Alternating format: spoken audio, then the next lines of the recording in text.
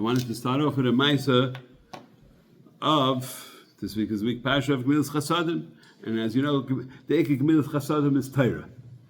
This is what we say that Eliezer was looking for a good shidduch for Yitzchak. Is this that she did a chesed and everything else was really this chesed is Torah. So I wanted to say over a story that has to do with the chesed of Torah. So it was a Maisa with Rabbi Yehuda Leib Carlebach, Rosh Yeshivas Shar Shamayim. Yeshiva was in Yerushalayim, still in existence. The premium Kabbalah yeshiva. Most Kabbalah learned today, I don't know most, but a lot of it is coming from Talmidei Yeshiva Shar Shamayim, mostly from Reb Fishel Eisenbach. But anyways, yeshiva, I guess it was in the 50s, was in very, very bad financial tzaras. So the people didn't have what to eat. They used to get some money from the government, and then the government had no money, so they didn't get any. Kids, they had to do something, so they decided they're going to make a dinner in Eretz Yisrael.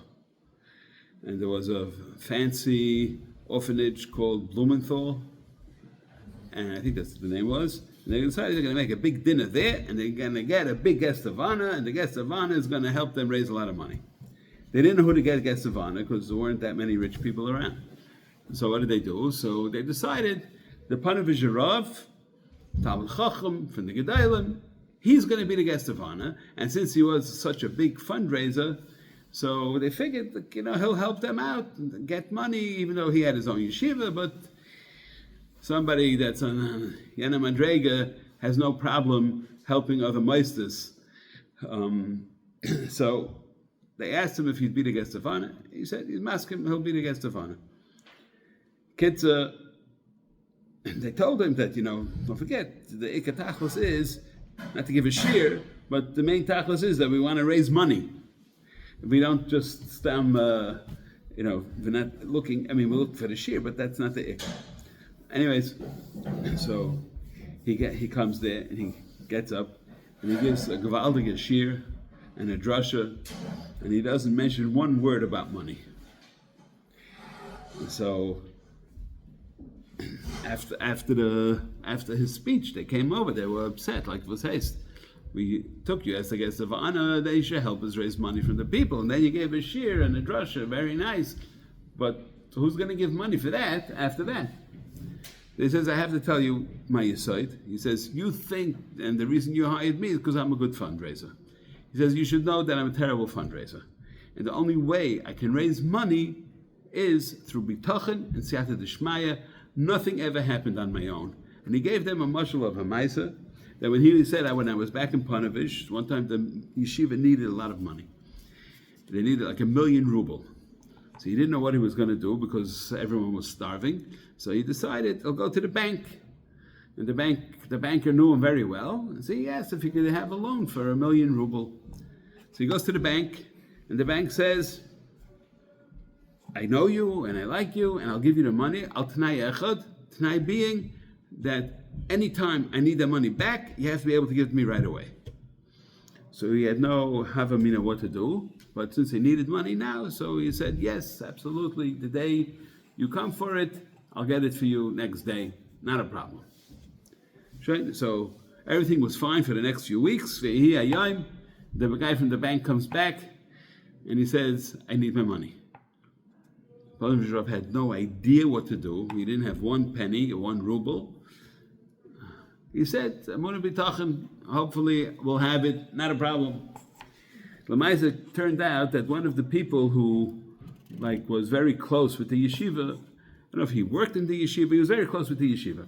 He comes to the Ponevitz Rav that afternoon, he says, I have a big problem. He says, what?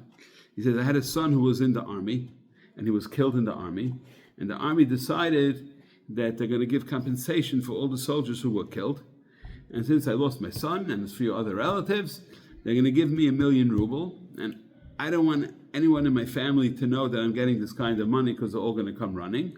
So I need to put it in a place that's safe and secure, and I trust you. So I want to give it to you to hold for me till the day comes that I need it. And that was the day that he had to give the money to the bank. And so he took the money from this person and he gave it over to the bank. And the guy gave it also from Zelbet Tanai, that there comes the day that I need it, I'll have it. Ponevitz Rav said, no problem. I don't know the end of the story, but the bottom line was it worked for him once as Amunah B'Tachim, it worked for him Kol Yamav. So now I have to tell you a story. The last week everybody was celebrating, or I don't know if they're celebrating, whatever it was.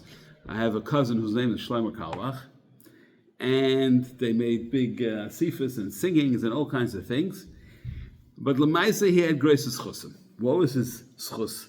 That the family, who's not necessarily in the same shnit, could say that he had gracious chusim. That the Ponevitz Rav was very close with his parents. His father was a Rav in a town called Baden-Wien, and whenever he would come collecting for his yeshiva in Ponevitz in Europe, he would stay in their house. After the war, Ponevitz Rav lost everything, and he had no yeshiva, and he had no money, he had no idea how to build a building, and that he has now in Bnei Brak, he had nothing. And he was staying by them in New York. They had already moved to New York, and he was staying by them, and he wanted to know, he told them what he's here for. He has to build a yeshiva, and he doesn't have a penny to his name and everything else. At that time, Shlomo Carlebach's mother, Rebbetzin Carlebach, she had a very wealthy father from Switzerland. Her maiden name was Kohn, and he was nifta shortly after the war. And he sent her a letter, and he said that he had one other son who, I don't know, he didn't like so much, or whatever the story was, but he told her, he sent her in a letter that he's going to give her 100,000 Swiss franc, and that was his Yerusha to her. And at that time, the Ponevitz Rav was staying in their house. And when he told them his story that he needed money, they both were masking. They gave him the whole entire 100,000 Swiss francs. Who? The Ponevitz Rav was very well. What? The Ponevitz Rav? He was known as a Rosh Yeshiva in Europe. They knew him from Europe. They gave him the whole money, and with that money, built Yeshivas Ponevitz that's standing today. So all the Torah that's being learned in Yeshivas Ponevitz for the past, whatever it is, 60, 70 years, he has chusim on it. So I'm going to tell you that's what we call Gemilas Chesed for Torah. Like we think Gemilas Chesed is if you join Hatzalah or Chaverim or something like that. And the Chanami, that's Chesed too. But the Ikar Chesed is Torah. Now we have a Chayesara, Meir Shana, Esrim Shana. So now, what is this all called? Rizal says that each chelek, where do we get these numbers from? So you have the Kuf Chav Shana. Why Kuf Chav Shana? Because it says it's Keneged Shem Elokim, the 120 Tzirufei Shemes Elokim. So those 120 Tzirufei Shemes Elokim, with that came the Kuf Chav Shana, because that's the chiyus of a person is Kuf Chav Shana. And then she got extra 7 years, which is Keneged the Vak. So she had that extra 7 years Keneged the Zayin Sfiras Tachtonis. And it says there also, he uses a lashon of Kruyim Shnei Chaye Sarah Kinasu Shalah. That's the lashon he uses. What does it mean, Kinasu Shalah? In other words, these years became hers. So it was bothering me for a while. What does it mean, Kinasu Shalah? So I think that the pshat is Nasu Shalah is pshat. When a person everybody has the same time. There's a minute going by right now. Who owns that minute? You own the minute, you own the minute, I own the minute also. Everybody owns the minute. But who's kind of the minute? The one who's kind of the minute is the one who took yen a minute and used that minute to its fullest to be shaykh. He sat and learned the whole time, whatever it was that he did the whole time, then he was kind of yen his man.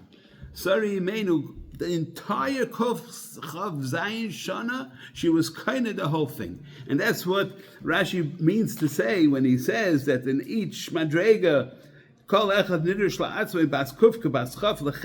each one, in other words, that each one was used to its fullest extent. In other words, that each Shana is telling you that she was kind of each Zman b'fnei atzma. That's a word of Kinasa Shalah. Now, the other thing that's important here to note, it says, "Vatamas Sarah b'Kiryas Arba." right? So where does Kiryas Arba come in over here? I'm saying over pretty much. The Rizal says that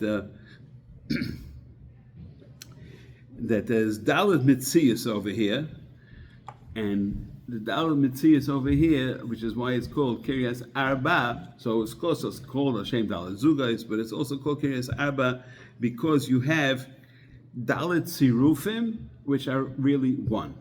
And what is that? And that is Shem Adnus Biribua. What's Shem Adnus Biribua? We'll have to hurry up. Shem Adnus Biribua is Aleph Dalet Nun, Aleph Dalet Nun Yud. So you have 4 separate things, because each one is its own Chibur Oisius, right? And it's Dalet Sirufim, and it becomes one, and that's why Kiryas Arba, that's the 4 parts, V'zeu Chevron, which means that they all there's one Chibur Echad that put them all together as one. That's the Kiryas Arba, Hi Chevron. And then it's Megat, and the Shem Adnus Biribua is Gematria 126 in Makayel. I had more, but I can't.